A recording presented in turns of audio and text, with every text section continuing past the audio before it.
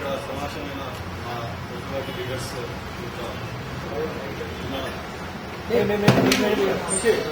यहाँ पर मौजूद सोशल पार्टी के लीडर्स का तारुफ में रखते हैं। सबसे पहले जनरल सेक्रेटरी है सोशल पार्टी आंध्र प्रदेश, जनाब other state secretary Andhra Pradesh के सोशल पार्टी के सेक्रेटरी जनाब, इस मौके पर मैं गुजारिश करूँगा सारे जनाब साहब से लोग వెల్ఫేర్ పార్టీ ఆఫ్ ఇండియా దేశవ్యాప్త రాజకీయ పార్టీ. ఈ పార్టీ ఆంధ్రప్రదేశ్లోని 20 జిల్లాల్లో విస్తరించి ఉన్న ఈ పార్టీ వెల్ఫేర్ పార్టీకి ఆంధ్రప్రదేశ్ రాష్ట్ర శ్రేయోభిలాషులు వీరందరూ और आंध्र प्रदेश में भी इसका काम जारी है। 26 मई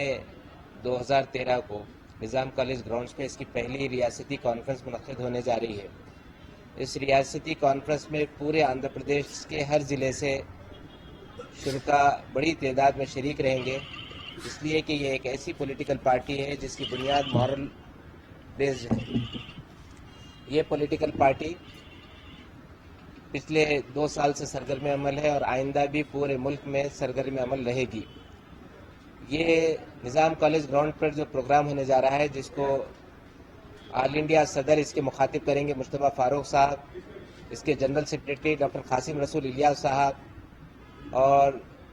और एक नायब सदर ललिता नायक और मौलाना अब्दुल वहाब खिलजी साहब, वो भी नायब सदर हैं, वो भी शरीक रहेंगे। इसके अलावा डॉक्टर प्रकाश अम्बेडकर साहब, जो डॉक्टर अम्बेडकर साहब के पोते हैं, वो भी इसमें शरीक रहेंगे।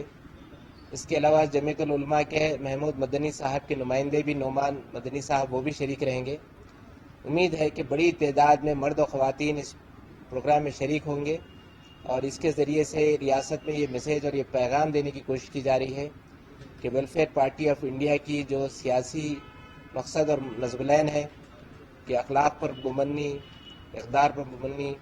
ऐसी सियासत यहाँ शुरू हो जिसके ज़रिए से यहाँ अदल व क़िस्त कायम हो और तमाम तबक़ात को हिंदू मुसलमान, सिख, ईसाई,